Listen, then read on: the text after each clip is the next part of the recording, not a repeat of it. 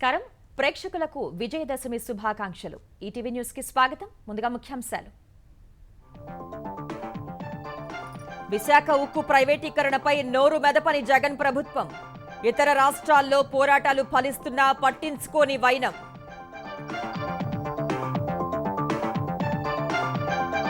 నేడు తెలుగుదేశం జనసేన సమన్వయ కమిటీ తొలి భేటీ ఉమ్మడి కార్యాచరణ పార్టీ శ్రేణులు కలిసి ముందుకు వెళ్లటంపై చర్చ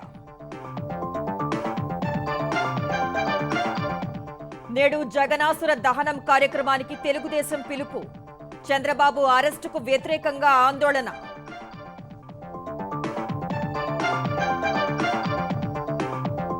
మూడోసారి గెలుపు కోసం భారాస వ్యూహాత్మక ప్రచారం రాష్ట్ర నియోజకవర్గ స్థాయిలో వార్ రూమ్ల ఏర్పాటు తటస్థ ఓటర్ల కోసం ప్రత్యేక కమిటీ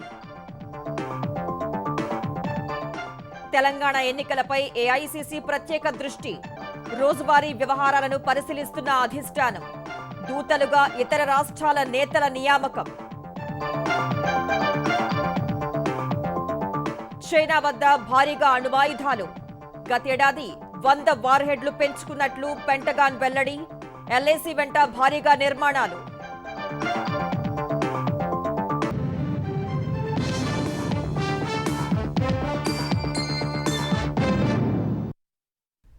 విశాఖ ఉక్కు ఆంధ్రుల హక్కు అంటూ 4.5 నుంచి నినదిస్తున్న సీఎం జగన్ మాత్రం పట్టించుకోవటం లేదు వినిపించినా వినిపించనట్లు వ్యవహరిస్తున్నారు ఎన్నికల సమయంలో స్టీల్ ప్లాంట్ కార్మికుల పోరాటానికి మద్దతు అంటూ పాదయాత్రలు లేఖలు పేరిట హడావిడి చేసిన వైకాపా సర్కార్ ఇప్పుడు నోరెత్తితే ఒట్టు 4.5 కేంద్రంపై ఎలాంటి ఒత్తిడి తీసుకురాలేదు ఇతర రాష్ట్రాల్లో మాదిరిగా ఎంపీలతో కలిసి గట్టిగా పోరాటం చేస్తే విశాఖ ఉక్కు ప్రైవేటీకరణ ఆగదా అని కార్మికులు ఉత్తరాంధ్ర వాసులు ప్రశ్నిస్తున్నారు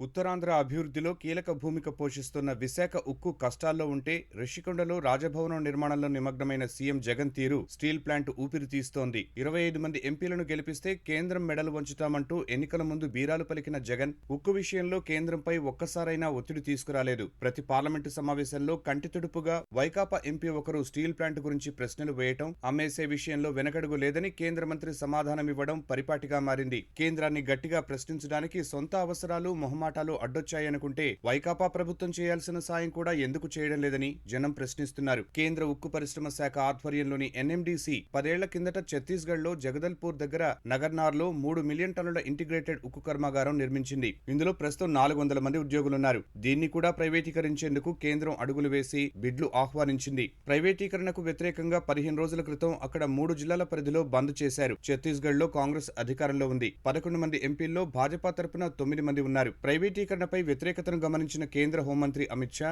ఇటీవల ఛత్తీస్గఢ్ పర్యటనలో నగర్నార్ స్టీల్ ప్లాంట్ను ఎట్టి పరిస్థితుల్లో ప్రైవేటీకరణ చేయమని వాటిపై హక్కులు గిరిజనులకే ఉన్నాయంటూ ప్రకటించారు తమిళనాడులోని సేలం స్టెయిన్లెస్ స్టీల్ కర్మాగారాన్ని అమ్మేయాలని 2002లో అప్పుడు కేంద్రంలో ఉన్న ప్రభుత్వం నిర్ణయం తీసుకుంది తమిళనాడులోని పాలక ప్రతిపక్ష పార్టీలు కదిలి పెద్ద ఎత్తున ఆందోళన చేశాయి ఫలితంగా ఇప్పటి వరకు సేలం కర్మాగారం ప్రభుత్వ రంగంలోనే ఉంది పశ్చిమ బెంగాల్లోని దుర్గాపూర్ ఎల్లాయ్ స్టీల్ కర్మాగారాన్ని విక్రయిస్తామని కేంద్ర ఉక్కు శాఖ ప్రకటిస్తే తృణమూల్ కాంగ్రెస్ ఎంపీలు తీవ్రంగా వ్యతిరేకించారు గత ఎన్నికల సమయంలో ఆ ప్రయత్నాన్ని విరమించుకున్నట్లు కేంద్రం ప్రకటించింది ఇటీవల మోక్షగుండం విశ్వేశ్వరయ్య భద్రావతి ఉక్కు కర్మాగారాన్ని మూసివేస్తామని సెయిల్ బోర్డులో నిర్ణయం తీసుకున్నారు కన్నడిగులు తీవ్రంగా వ్యతిరేకించడంతో కేంద్రం ఆ నిర్ణయాన్ని పెండింగ్ లో ఉంచింది గతంలో 2 సార్లు విశాఖ ఉక్కు గడ్డు పరిస్థితి ఎదుర్కొన్నప్పుడు అప్పటి తెలుగుదేశం ప్రభుత్వం ఎంపీలు అన్ని పార్టీల నేతలు కార్మిక సంఘాలతో కలిసి అప్పటి ప్రధానులను కలిసి విశాఖ ఉక్కును ఆదుకున్నారు విశాఖ ఉక్కు ప్లాంట్ అమ్మకంలో కేంద్రం కన్నా వైకాపా ప్రభుత్వమే ఎక్కువ ఉత్సాహం చూపుతోందని కార్మికులు ప్రతిపక్షాలు ఆరోపిస్తున్నాయి స్టీల్ అండ్ కోల్ పార్లమెంటరీ కమిటీలో ప్రస్తుతం 2 వైకాపా ఎంపీలున్నా ఇప్పటి వరకు ప్లాంటును సందర్శించలేదు సరికదా ముడిసరుకు సరఫరాలో అడ్డంకులపైన పరిష్కారానికి చొరవ చూపలేదు ఆర్థిక సంక్షోభంలో అల్లాడుతున్న విశాఖ ఉక్కుకు వైకాపా ప్రభుత్వం తన పరిధిలో కనీస సాయం చేయడానికి మీనమేషాలు లెక్కిస్తోంది నెలకు 500 కోట్ల చొప్పున 2000 కోట్లు ఆర్థిక సాయం అందించి ప్రభుత్వ పథకాలకు అవసరమైన ఉక్కు తీసుకోవాలని కార్మిక సంఘాలు విన్నవించాయి అయితే స్టీల్ కొనుగోలుకు జిల్లా స్థాయి పరిశ్రమల శాఖ అధికారిని నియమించిన ప్రభుత్వం నివేదిక ఇవ్వాలని కంటితుడుపు ఆదేశాలతో సరిపెట్టింది. ఎన్నికలు వచ్చాయంటే విశాఖ ఉక్కు ఉద్యమాన్ని వైకాపా నేతలు ప్రచారాస్త్రంగా ఉపయోగించుకున్నారు. జీవీఎంసీ ఎన్నికల సమయంలో ఎంపీ విజయసాయిరెడ్డి ప్రైవేటీకరణ వ్యతిరేకిస్తూ స్టీల్ ప్లాంట్ గేటు వరకు పాదయాత్ర చేసి హడావిడి చేశారు. ప్రైవేటీకరణకు వ్యతిరేకంగా 120 మంది ఎంపీల సంతకాలతో మోదీకి లేఖ పంపామంటూ ఈ ఏడాది జరిగిన పట్టభద్రుల ఎమ్మెల్సీ ఎన్నికల సమయంలో వైకాపా సమన్వయకర్త వైవి సుబ్బారెడ్డి తెలిపారు. ఇప్పుడు శాసనసభ ఎన్నికలు సమీపిస్తుండటంతో వైకాపా నేతలు ఉత్తరాంధ్ర వెనుకబాటుతనం పేరుతో హడావిడి మొదలుపెట్టారు. ఆంధ్రప్రదేశ్కు రాజధానిగా అమరావతికి శంకుస్థాపన చేసి 8 ఏళ్లు పూర్తయింది. రాష్ట్ర విభజన అనంతరం రాజధాని ఏర్పాటుకు జరిగిన కసరత్తు, 2019 సార్వత్రిక ఎన్నికల తర్వాత వైకాపా ప్రభుత్వం తీసుకున్న నిర్ణయాలు దేశవ్యాప్తంగా సంచలనం సృష్టించాయి. జగన్ 3 రాజధానుల అంశాన్ని తెరపైకి తీసుకురావడంతో కోర్టుల్లో విచారణ, రైతుల ఆందోళనలతో తీవ్ర చర్చనీయాంశంగా మారింది. 8 విజయదశములు పూర్తయినా ఏపీ రాజధాని ఇంకా పూర్తి కాలేదు. 8 ఏళ్ల క్రితం అక్టోబర్ 22వ తేదీ విజయదశమి రోజున ఉద్దండరాయునిపాలెం వద్ద ఆంధ్రప్రదేశ్ రాజధాని నిర్మాణానికి ప్రధాని నరేంద్ర మోదీ శంకుస్థాపన చేశారు. తెలంగాణ సీఎం కేసీఆర్ సహా అనేక మంది ప్రముఖులు హాజరయ్యారు. ప్రజా రాజధానిగా అమరావతి కనీసం 1000 ఏళ్ల పాటు తెలుగుజాతి గుండెచప్పుడుగా నిలుస్తుందని అంతా ఆకాంక్షించారు. కానీ ప్రస్తుతం అక్కడ శిలాఫలకాలు తప్ప ఏమీ కనిపించడం లేదు. చరిత్రలో ఎక్కడా లేని విధంగా 33,000 ఎకరాలు భూ సమీకరణ విధానంలో అందించిన రైతులు తీవ్ర ఆవేదన వ్యక్తం చేస్తున్నారు. 5 కోట్ల ఆంధ్రుల ఆకాంక్షను వైకాపా ప్రభుత్వం నీరుగార్చాలని చూస్తోందంటూ మండిపడుతున్నారు. వాళ్ళు వచ్చిన దగ్గర నుంచి ఒక్క పని చేసింది లేకపోగా, ₹1 ఖర్చు పెట్టింది లేకపోగా, శ్మశానం అంటాం, ఎడారంటాం, ఏ నోటితో ఆ మాటలన్నారు. అలాగే ఇవాళ ఈ పొలాలన్నీ ఆ రకంగా బీడుపడిపోయి పాడుపడిపోయి ఉన్నాయి. చంద్రబాబు గారు ఎంతో అభివృద్ధి చేయాలని చెప్పి ఇక్కడ శంకుస్థాపన చేస్తుంటే మోడీ గారు వచ్చి నీళ్లు మట్టి తీసుకొచ్చి ఇచ్చాడు. ఇవాళ రాజధాని రైతులకి ఏం మిగిల్చారు? ఆ కృష్ణానదిలో నీళ్ళని ఇక్కడ ఈ పక్కగడ్డ మీద మట్టి మిగిల్చారు. 10 సంవత్సరాల్లో డెవలప్ అయింది అన్నారు. కౌళ్ళు అంటూ లేవు. చట్టాలకు గౌరవించట్లా, ప్రధాన మంత్రులకు గౌరవించట్లా, ప్రజలకు గౌరవించట్లా. మనం ఎవరి కోసం వచ్చాము ఇక్కడ పరిపాలన అని ఒక్కసారి సీఎం ఆలోచించుకోవాలండి. ఓట్లు వేసి గెలిపించుకున్నారు ఇక్కడ జనాల చేత. కానీ ఇవాళ లేదు 3 రాజధానులు అంటున్నాడు. ఇప్పుడు మళ్ళా కొత్తగా ఏంటంటే మేము వైజాగ్ లో ఇల్లు కట్టుకున్నాము అంటే ఇల్లు కట్టుకున్న చోట్లల్లా రాజధాని అయిపోతుందండి. 2014లో అప్పటి సీఎం చంద్రబాబు అమరావతి ప్రాంతాన్ని రాజధానిగా నిర్ణయిస్తూ అసెంబ్లీలో తీర్మానం చేశారు. రైతుల వద్ద నుంచి భూమి సేకరించి రోడ్లతో పాటు పలు కీలక నిర్మాణాలు చేపట్టారు. 2019లో జగన్ సీఎం అయిన తర్వాత అమరావతి అభివృద్ధిని పూర్తిగా ఆపేశారు. అమరావతికి బదులుగా 3 రాజధానులు అంటూ సీఎం జగన్ అసెంబ్లీలో ప్రకటించారు. దీంతో 2019 డిసెంబర్ 17న రైతులు ప్రభుత్వానికి వ్యతిరేకంగా ఉద్యమం ప్రారంభించారు. అప్పట్నుంచి ఇప్పటి వరకు ఉద్యమాన్ని కొనసాగిస్తున్నారు. పోలీసులు దమరకాండకు పాల్పడినా, మహిళలపై వ్యక్తిగత విమర్శలు చేసినా, ప్రభుత్వం ఒత్తిళ్లు తెచ్చినా ఏమాత్రం తగ్గకుండా పోరుబాటలో సాగుతున్నారు. పాదయాత్రలు, ఆందోళనలతో దేశం దృష్టిని ఆకర్షించారు. రాజధానిని మార్చే అధికారం రాష్ట్ర ప్రభుత్వానికి లేదని హైకోర్టు ఆదేశించినా జగన్ సర్కారు పట్టించుకోలేదు. ఇప్పుడు అమరావతి అంశం సర్వోన్నత న్యాయస్థానంలో ఉంది. వైకాపా ప్రభుత్వం అమరావతిలోని నిర్మాణాలు ఎక్కడికక్కడ ఆపేయడంతో అక్కడ దారుణ పరిస్థితులు నెలకొన్నాయి. కోట్లు ఖర్చు చేసి నిర్మించిన భవనాలు వృధాగా మారాయి. కేంద్ర ప్రభుత్వ సంస్థలకు స్థలం కేటాయించినా అక్కడా మౌలిక వసతులు లేక ఆ నిర్మాణాలు మొదలు కాలేదు. నిర్మాణాలు ప్రారంభించిన సంస్థలు కూడా మధ్యలోనే ఆపేశాయి. అమరావతిలో రైతులకిచ్చిన ప్లాట్లను అభివృద్ధి చేయలేదు. 19 గ్రామాలతోనే అమరావతి నగరపాలక సంస్థ అని, ఆ తర్వాత అమరావతి మున్సిపాలిటీ అన్నారు. అందుకోసం ప్రజాభిప్రాయ సేకరణ చేశారు. రైతులంతా ఐకమత్యంతో ఎదుర్కొన్నారు. 29 గ్రామాలతో కూడిన అమరావతిని రాజధానిగా కొనసాగించాలని, ఎలాంటి మార్పులకు అంగీకరించేది లేదని ఏకగ్రీవ తీర్మానాలు చేశారు. అమరావతి ప్లాన్ ని విచ్ఛిన్నం చేయాలనే ఉద్దేశంతో వైకాపా ప్రభుత్వం R5 జోన్లో పేదలందరికీ ఇళ్ల స్థలాలు కేటాయించి కొత్త ఎత్తుగడ వేసింది. 50,000 మందికి ఇళ్ల స్థలాలు ఇచ్చేందుకు 1140 ఎకరాలు కేటాయించింది. ఇళ్ల పట్టాలు పంపిణీకి అనుమతించిన సుప్రీంకోర్టు తుది తీర్పులకు లోబడే ఉండాలని ఆదేశించింది. ఆ విషయాన్ని జగన్ సర్కార్ ఏమాత్రం ఖాతరు చేయకుండా అక్కడ ఇళ్ల నిర్మాణానికి చర్యలు చేపట్టింది. దీనిపై రైతులు కోర్టును ఆశ్రయించడంతో అక్కడ ఎలాంటి నిర్మాణాలు చేపట్టవద్దని ఆదేశించింది. దీంతో సీఎం జగన్ కుట్రలకు తాత్కాలికంగా అడ్డుకట్ట పడింది. వైకాపా ప్రభుత్వ చర్యలు రాజధాని ప్రజల్ని ఆర్థికంగా కోలుకోలేని విధంగా దెబ్బతీశాయి. భూములిచ్చిన రైతులకు ప్రభుత్వం వార్షిక కౌలు కూడా సకాలంలో చెల్లించడం లేదు. మే నెలలో చెల్లించాల్సిన కౌలు ఇప్పటికీ ఇవ్వలేదు. కౌలు సొమ్ముల కోసం రైతులు ప్రతిసారి హైకోర్టును ఆశ్రయించాల్సి వస్తోంది. ఉన్న భూములు CRDAకు ఇచ్చిన రైతులు ఆదాయ మార్గం కోల్పోయి ఇబ్బందులు పడుతున్నారు. దీనికి తోడు విశాఖ రాజధానిగా ఉండబోతుందని ఇటీవల సీఎం జగన్ ప్రకటించడంతో రైతులు తీవ్రస్థాయిలో మండిపడుతున్నారు. అమరావతిలో ఇటుక కూడా పెట్టని జగన్ 3 రాజధానుల పేరుతో విశాఖ ప్రజల్ని మభ్యపెడుతున్నారంటూ ఆగ్రహం వ్యక్తం చేస్తున్నారు. ఒక ముఖ్యమంత్రి పదవి చేపట్టామంటే రాబో 10 తరాలు చెప్పుకునేటట్టు ఆ ముఖ్యమంత్రి పదవికి వెన్ను తేవాలి. మరి 151 సీట్లు నిన్ను ఇచ్చి గెలిపించారు. మరి నువ్వు రాష్ట్ర ప్రజలకు సమాధానం చెప్పాలి. మరి నాకు 25 స్థానాలు మరి పార్లమెంట్లను గెలిపించండి, నేను ప్రత్యేక హోదా సాధిస్తాను పలికినటువంటి మరి జగన్మోహన్ రెడ్డి ప్రధానమంత్రి గారి దగ్గర ఏ రోజు కూడా ప్రత్యేక హోదా గురించి కానీ రాష్ట్ర అభివృద్ధి గురించి కానీ ఒక్క మాట రాకోకుండా తన పైన ఉన్నటువంటి యొక్క కేసుల్ని మాఫీ చేసుకుంటానికి ఆంధ్ర రాష్ట్ర ప్రజలు ఇచ్చినటువంటి అవకాశాన్ని మోడీ గారి కాళ్ళ దగ్గర తాకట్టు పెట్టి 5 కోట్ల ఆంధ్రుల కోసం భూములు త్యాగం చేసిన తమను వేదనకు గురిచేసిన జగన్కు తగిన బుద్ధి చెబుతామని రైతులు శపథం చేస్తున్నారు. శాసనసభ ఎన్నికల్లో 3వ విజయం సాధించేందుకు భారాస రాజకీయ వ్యూహాలకు మరింత పదును పెట్టింది. తటస్థ ఓటర్లను ఆకట్టుకునేందుకు ప్రత్యేక బృందాలను దించడంతో పాటు రాష్ట్ర నియోజకవర్గ స్థాయిల్లో వార్ రూమ్లను ఏర్పాటు చేసింది. రాజకీయ, మీడియా, క్రైసిస్ మేనేజ్మెంట్ కమిటీలను నియమించింది. సామాజిక మాధ్యమాలను విస్తృతంగా వినియోగించుకోవాలని పార్టీ శ్రేణులను ప్రోత్సహిస్తున్న భారాస నాయకత్వం ఎన్నికల హామీలను 9.5 పాలనలో చేసిన పనుల్ని ఇంటింటికి తీసుకువెళ్లడంతో పాటు ప్రత్యర్థుల ఆరోపణలను గట్టిగా తిప్పికొట్టాలని దిశానిర్దేశం చేస్తోంది. ఓటర్లను ప్రసన్నం చేసుకునేందుకు భారాస పకడ్బందీ వ్యూహాలతో సిద్ధమైంది. సభలు, ర్యాలీలతో పాటు కొత్త పద్ధతులను అనుసరిస్తోంది. గతంలో ఎప్పుడూ లేని విధంగా ఈసారి సుమారు 350 మందితో వార్ రూమ్లను ఏర్పాటు చేసింది. రాష్ట్ర స్థాయిలో కేటీఆర్, హరీష్ రావు పర్యవేక్షణలో తెలంగాణ భవన్లో సెంట్రల్ వార్ రూమ్, నియోజకవర్గాల ఇన్ఛార్జీల నేతృత్వంలో మరో 119 వార్ రూమ్లను ఏర్పాటు చేశారు. ఇందులో రాజకీయ, మీడియా, క్రైసిస్ మేనేజ్మెంట్ సభ్యులను నియమించారు. వారితో కేటీఆర్, హరీష్ రావు తరచూ సమావేశమై పోలింగ్ ముగిసే వరకు దిశానిర్దేశం చేస్తారు. ప్రజల నాడి ఎప్పటికప్పుడు తెలుసుకుంటూ అందుకు అనుగుణంగా ప్రచారంతో పాటు పార్టీ వ్యూహాల్లో మార్పులు చేర్పులు చేయనున్నారు. వార్ రూమ్లోని మీడియా కమిటీ నేతృత్వంలో ప్రతి గ్రామం, వార్డు, డివిజన్ కు 1 లేదా 2 వాట్సాప్ గ్రూపులను ఏర్పాటు చేయనున్నారు. రోజు మీడియా సమావేశాలు, ప్రకటనల ద్వారా పార్టీ విధానాలు, హామీలను ప్రచారం చేస్తారు. ప్రత్యర్థి పార్టీలు, అభ్యర్థులు చేసే విమర్శలు, ఆరోపణలను రాష్ట్ర స్థాయి వార్ రూమ్ కు పంపిస్తే కౌంటర్ అంశాలను నిర్దేశిస్తారు. నియోజకవర్గాల్లో పార్టీతో పాటు ప్రత్యర్థి నేతల కదలికలను రాజకీయ కమిటీ రాష్ట్ర స్థాయి వార్ రూమ్ కు సమాచారం ఇస్తుంది.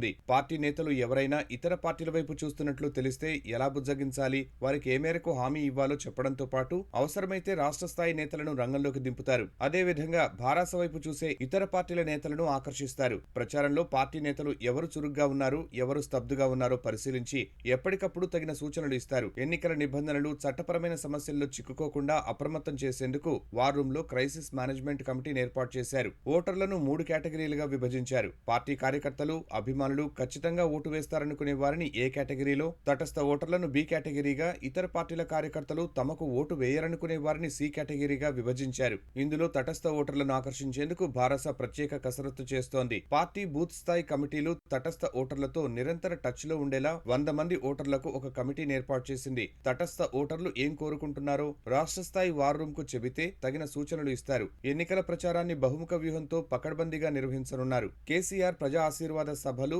మంత్రులు కేటీఆర్, హరీష్ రావు రోడ్ షోలు, మరోవైపు అభ్యర్థి, స్థానిక నేతల ప్రచార ప్రణాళికలు రూపొందించారు. మేనిఫెస్టో ఆశించిన విధంగా ప్రజల్లోకి వెళ్లటం లేదని భావించిన భారాస అధిష్టానం అందుకోసం ప్రత్యేక దృష్టి కేంద్రీకరించింది. ఎన్నికల హామీలను, 9.5 పాలనలో చేసిన పనులను ఇంటింటికి చేర్చే బాధ్యత వార్ రూమ్ ప్రతినిధులకు అప్పగించారు. ప్రచారంలో సోషల్ మీడియాను పూర్తిగా వాడాలని భారాస నిర్ణయించింది. అటు కాంగ్రెస్ అధినాయకత్వం కూడా తెలంగాణ ఎన్నికల్లో విజయం సాధించాలనే లక్ష్యంతో ఇక్కడి పరిణామాలపై ప్రత్యేకంగా దృష్టి సారిస్తోంది. రోజువారీ పార్టీ వ్యవహారాలను ఢిల్లీ నుంచి పర్యవేక్షిస్తోంది. ఇతర రాష్ట్రాలకు చెందిన ముఖ్య నేతల్ని తెలంగాణ ఎన్నికల పర్యవేక్షణకు పరిశీలకులుగా, పలు విభాగాలకు ఇన్ఛార్జీలుగా నియమించింది. తెలంగాణ ప్రచార కార్యక్రమాల పర్యవేక్షణకు గుజరాత్కు చెందిన రోహన్ గుప్తాను ఇన్ఛార్జిగా నియమించింది. ఈ మేరకు కాంగ్రెస్ ప్రధాన కార్యదర్శి కేసీ వేణుగోపాల్ ఉత్తర్వులు జారీ చేశారు. గతంలో గుజరాత్, హర్యానా, మహారాష్ట్ర అసెంబ్లీ ఎన్నికల్లో పార్టీ ప్రచారాన్ని ఆయన పర్యవేక్షించారు. రోహన్తో పాటు కాంగ్రెస్ ప్రధాన కార్యదర్శి అజయ్ కుమార్ ను మీడియా కార్యక్రమాల నిర్వహణకు పరిశీలకుడిగా నియమించింది. 2 రోజుల క్రితం మహారాష్ట్ర మాజీ సీఎం అశోక్ చవాన్ ను, కర్ణాటక మంత్రి బోసరాజును తెలంగాణ ఎన్నికల పరిశీలకులుగా నియమించింది. ప్రతి అసెంబ్లీ నియోజకవర్గానికి ఇతర రాష్ట్రాల నేతల్ని పర్యవేక్షకులుగా పంపాలని కాంగ్రెస్ అధిష్టానం నిర్ణయించింది. ఇటు భారతీయ జనతా పార్టీ కూడా సరికొత్త వ్యూహంతో కొత్త, పాత నేతల కలయికతో 51 మందితో తొలి జాబితా ఖరారు చేసింది. ప్రధాన నేతలు, కీలక నాయకులు, ముఖ్యుల్లో దాదాపు అందరినీ బరిలో దింపాలని ఇదివరకే నిర్ణయించిన ఆ పార్టీ జాతీయ నాయకత్వం ఆ మేరకు అభ్యర్థుల్ని ఖరారు చేసింది. భాజపా రాష్ట్ర అధ్యక్షుడు కేంద్ర మంత్రి జి కిషన్ రెడ్డి, భాజపా ఓబీసీ మోర్చా జాతీయ అధ్యక్షుడు కె లక్ష్మణ్ మినహా ముఖ్య నేతలంతా బరిలో దిగనున్నట్లు కమలం పార్టీ వర్గాలు తెలిపాయి. 3 ఎంపీలు ధర్మపురి అరవింద్, బండి సంజయ్, సోయం బాపురావులను శాసనసభ ఎన్నికల బరిలో దింపారు. 51 మందిలో 12 మంది మహిళలు ఉన్నారు. ఈ జాబితాలో దాదాపు సగం మంది కొత్తవారు ఉన్నారు. ఉమ్మడి కరీంనగర్, ఆదిలాబాద్ జిల్లాల నుంచి అత్యధిక స్థానాలకు మొదటి జాబితాలోనే చోటు దక్కింది. భాజపా జాతీయ ఉపాధ్యక్షురాలు డీకే అరుణ, మాజీ ఎంపీలు వివేక్, జితేందర్ రెడ్డి, కొండా విశ్వేశ్వరరెడ్డి, కోమటిరెడ్డి రాజగోపాల్ రెడ్డి సహా పలువురు ముఖ్య నేతలకు మొదటి జాబితాలో చోటు దక్కలేదు. ఇద్దరు అంతకంటే ఎక్కువ మంది పోటీ పడుతున్న స్థానాలను పెండింగ్లో పెట్టారు. తెలంగాణలో వార్ వన్ సైడ్ కానుందని, కేసీఆర్ సీఎంగా హ్యాట్రిక్ కొట్టడం ఖాయమని భారాస ఎమ్మెల్సీ కవిత జోస్యం చెప్పారు. మహారాష్ట్ర సోలాపూర్లో చేనేత పరిశ్రమను సందర్శించిన అనంతరం బీడీ కార్మికులతో సమావేశమయ్యారు. కేసీఆర్ ప్రభుత్వం చేసిన మంచి పనులే తమ పార్టీని మళ్లీ గెలిపిస్తాయని ధీమా వ్యక్తం చేశారు. భాజపాకు అన్ని నియోజకవర్గాల్లో డిపాజిట్లు గల్లంతవుతాయని జోస్యం చెప్పిన కవిత కాంగ్రెస్ ఇచ్చిన 6 గ్యారంటీలకు గ్యారంటీలెవరని ప్రశ్నించారు. కాంగ్రెస్ అధ్యక్షుడు మల్లికార్జున ఖర్గేను కాదని రాహుల్ గాంధీ 6 గ్యారంటీలను ప్రకటించడమేంటని కవిత ప్రశ్నించారు. విజయదశమి సందర్భంగా తెలంగాణ ప్రజలకు ముఖ్యమంత్రి కేసీఆర్, గవర్నర్ తమిళిసై శుభాకాంక్షలు తెలిపారు. పోరాడి సాధించుకున్న తెలంగాణ అస్తిత్వాన్ని కాపాడేందుకు, అగ్రపథాన సాగేందుకు విజయదశమి స్ఫూర్తితో అలుపెరుగని పోరాటం కొనసాగిస్తామని సీఎం తెలిపారు. తెలంగాణ సాంస్కృతిక జీవన విధానంలో దసరాకు ప్రత్యేక స్థానం ఉందని, విజయదశమి పేరుతో నిర్వహించుకునే దసరా విజయానికి చిహ్నమని పేర్కొన్నారు. శమి పూజ చేసి జమ్మి ఆకును బంగారంగా భావించి ఆలింగనం చేసుకోవటం, పెద్దల ఆశీస్సులు తీసుకోవటం, పాలపెట్టను దర్శించుకోవటం తెలంగాణ ప్రాంతానికి ప్రత్యేకమని కేసీఆర్ చెప్పారు. శరన్నవరాత్రి వేడుకలు ఆనందం, ఉల్లాసం, స్ఫూర్తిని నింపుతాయన్న గవర్నర్ తమిళిసై చెడుపై మంచి సాధించిన విజయానికి తార్కాణమే దసరా పండుగ అని పేర్కొన్నారు. వచ్చే శాసనసభ ఎన్నికల్లో గెలుపే లక్ష్యంగా తెలుగుదేశం, జనసేన పార్టీలు విజయదశమి పండుగ వేళ కీలక సమావేశం నిర్వహిస్తున్నాయి. తెలుగుదేశం అధినేత చంద్రబాబు ఉన్న రాజమండ్రి జైలుకు కూతబెట్టు దూరంలోని మంజీరా కన్వెన్షన్లో ఇరు పార్టీలతో కూడిన సమన్వయ కమిటీ తొలి భేటీ జరగనుంది.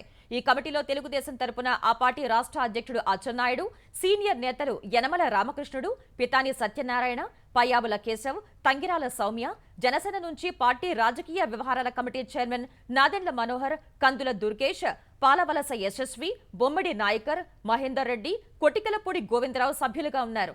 పవన్ కళ్యాణ్, లోకేష్ అధ్యక్షతన జరిగే ఈ సమావేశంలో ప్రజల్లోకి బలంగా వెళ్లేందుకు ఉమ్మడి కార్యాచరణ ప్రకటించనున్నారు. వైకాపా ప్రభుత్వ అరాచక, ప్రజా వ్యతిరేక విధానాలపై ఉమ్మడిగా పోరాటాన్ని బలంగా ముందుకు తీసుకువెళ్లటంపై చర్చించనున్నారు. క్షేత్రస్థాయిలో ఇరు పార్టీల క్యాడర్ సమన్వయంతో పనిచేసేందుకు చేపట్టాల్సిన చర్యలపై చర్చించి నిర్ణయం తీసుకోనున్నారు. చంద్రబాబు అక్రమ అరెస్టుకు వ్యతిరేకంగా తెలుగుదేశం మరో వినూత్న నిరసనకు పిలుపునిచ్చింది. దేశం చేస్తోంది రావణాసుర దహనం, మనం చేద్దాం జగనాసుర దహనం అంటూ ఈ రాత్రి 7 గంటల నుంచి 7 గంటల 5 నిమిషాల మధ్య మరో కార్యక్రమానికి శ్రీకారం చుట్టింది. 5 నిమిషాల పాటు ప్రజలంతా వీధుల్లోకి వచ్చి సైకో పోవాలి అని రాసి ఉన్న పత్రాలను దహనం చేయాలని నారా లోకేష్ పిలుపునిచ్చారు. అరాచక, విధ్వంసక పాలన సాగిస్తున్న సైకో జగనాసురుడి పీడ పోవాలని నినదిద్దామన్నారు.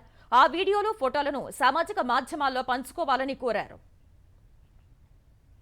జగన్ హయాంలో లేఖ రాయటం కూడా దేశద్రోహమా అని తెలుగుదేశం జాతీయ ప్రధాన కార్యదర్శి లోకేష్ ప్రశ్నించారు. చెయ్యని తప్పుకు జైల్లో ఉన్న చంద్రబాబు ములాఖత్లో భాగంగా ఆయన ప్రజలతో చెప్పాలి అనుకున్న అంశాలు అన్నీ తమతో పంచుకున్నారని వివరించారు. వాటిని లేఖ రూపంలో బయటపెడితే వైకాపా ప్రభుత్వం ఎందుకు భయపడుతోందని నిలదీశారు. నిబంధనలకు విరుద్ధంగా పెన్, కెమెరాతో వీడియోలు తీసి ఇచ్చినప్పుడు అప్పుడు జైలు నిబంధనలు గుర్తుకు రాలేదా అని అధికారుల్ని ప్రశ్నించారు. తాడేపల్లి ప్యాలెస్ ఆదేశాలకు భయపడిన పోలీసులు లేఖ రాయటం కూడా నేరం అన్నట్టు పత్రికా ప్రకటన విడుదల చేయటం రాష్ట్రంలో ఎమర్జెన్సీ పరిస్థితుల్ని తలపిస్తున్నాయని లోకేష్ ఆందోళన వ్యక్తం చేశారు. 4 గోడల మధ్య చంద్రబాబును నిర్బంధించిన జగన్కు కక్ష తీరలేదన్న లోకేష్ ఆఖరికి ఆయనకు లేఖ రాసే హక్కు కూడా లేదంటూ వేధిస్తున్నారని ఆరోపించారు. విజయవాడ ఇంద్రకీలాద్రిపై 9 రోజుల పాటు వైభవంగా సాగిన దసరా శరన్నవరాత్రి ఉత్సవాలు ఇవాళ్టితో ముగియనున్నాయి. వేడుకల చివరి రోజైన ఇవాళ దుర్గాదేవి అమ్మవారు 2 రూపాల్లో భక్తులకు దర్శనం ఇవ్వనున్నారు. ఉదయం మహిషాసుర మర్దినిగా, మధ్యాహ్నం నుంచి రాజరాజేశ్వరీదేవిగా అభయ ప్రదానం చేయనున్నారు. సాయంత్రం కృష్ణానదిలో దుర్గా మల్లేశ్వరుల తెప్పోత్సవాన్ని నిర్వహించనున్నారు. అందుకోసం దేవస్థానం పాలకవర్గం భారీ ఏర్పాట్లు చేసింది. భవానీ భక్తుల రాకతో ఇంద్రకీలాద్రి అరుణమయంగా మారింది. దసరా ముగిసిన తర్వాత కూడా 2 రోజుల పాటు భవానీలు తరలిరానున్నారు. అటు తిరుమలలోనూ నవరాత్రి బ్రహ్మోత్సవాలు ఇవాళ్టితో ముగియనున్నాయి. శ్రీదేవి భూదేవి సమేత మలయప్ప స్వామికి 8 రోజుల పాటు వేర్వేరు వాహన సేవలు నిర్వహించారు. వివిధ రూపాల్లో తిరుమాడ వీధుల్లో ఊరేగుతూ భక్తులకు దర్శనమిచ్చారు. వేడుకల చివరి రోజు శ్రీవారి పుష్కరిణిలో చక్రస్నాన ఘట్టం మహోత్సవం నిర్వహించారు. స్వామివారి చివరి రూపమైన అర్చా విగ్రహానికి చక్రస్నానం నిర్వహించారు. ఉదయం 6 గంటలకు ప్రారంభమైన ఈ క్రతువు 9 గంటల వరకు కొనసాగనుంది. ఈ ఘట్టం తర్వాత స్వామి అమ్మవారి మూర్తులను ఆనంద నిలయానికి చేర్చనున్నారు. చైనా భారీగా అణువాయుధాలను సమకూర్చుకుంటోంది. గతేడాది కొత్తగా 100 వార్హెడ్లను అదనంగా పెంచుకున్నట్లు అమెరికాకు చెందిన పెంటగాన్ వెల్లడించింది. డ్రాగన్ సైన్యంలో జరుగుతున్న కీలకమైన పరిణామాలను విశ్లేషిస్తూ ఈ మేరకు పెంటగాన్ వార్షిక నివేదిక రూపొందించింది. చైనా వద్ద ప్రస్తుతం 500 అణు వార్హెడ్లు సిద్ధంగా ఉన్నట్లు వెల్లడించింది. వాటి సంఖ్య 2030 నాటికి 1000కి పెరగనున్నట్లు ఆందోళన వ్యక్తం చేసింది. ప్రస్తుతం పీపుల్స్ లిబరేషన్ ఆర్మీ PLA వద్ద 300 ఖండాంతర క్షిపణులు భూగర్భ బొరియల్లో సిద్ధంగా ఉన్నట్లు పేర్కొంది. చైనా నౌకాదళం ఏడాది కాలంగా 30 సరికొత్త యుద్ధ నౌకల్ని చేర్చుకున్నట్లు పెంటగాన్ వెల్లడించింది. ప్రపంచంలోనే అత్యధికంగా 370 యుద్ధ నౌకలు డ్రాగన్ వద్ద ఉన్నట్లు పేర్కొంది. ఈ సంఖ్య 2025 నాటికి 395కు, 2030 నాటికి 435కు పెరగవచ్చునని అంచనా వేసింది. అంతేకాకుండా భారత సరిహద్దుల వద్ద చైనా మిలిటరీని భారీ సంఖ్యలో మోహరించడమే కాకుండా అక్కడ పెద్ద ఎత్తున నిర్మాణాలు చేపట్టినట్లు పెంటగాన్ తెలిపింది. విదేశాల్లోనూ మిలిటరీ బేస్లను ఏర్పాటు చేయడానికి డ్రాగన్ సర్కార్ సన్నాహాలు ముమ్మరం చేసినట్లు పెంటగాన్ ప్రకటించింది.